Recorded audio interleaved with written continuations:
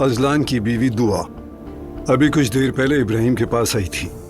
क्या कह रहे हैं अमिती साहब? इब्राहिम को नूर से रिश्ता खत्म करने की धमकी दी है उसने। दरअसल उसे ब्लैकमेल कर रही है। या अल्लाह तेरा शुक्र है, अल्लाह तुम्हें बहुत खुश रखे। सच बताऊं तो मैंने अपने ख्वाब में भी नहीं देखा था कि तुम ऐसा कुछ कर सकती हो। अल्लाह ने नसीब में लिखा था। कहीं किसी ने कोई जासूसी तो नहीं कर दी हमारे प्लान की? क्या बात हो सकती है आखिर?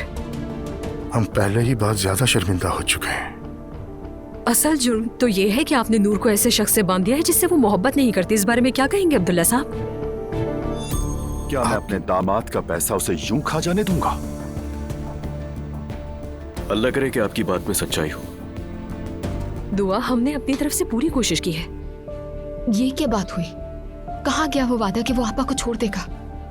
और खाला, मुझे अंदर से बहुत बुरा लग रहा है।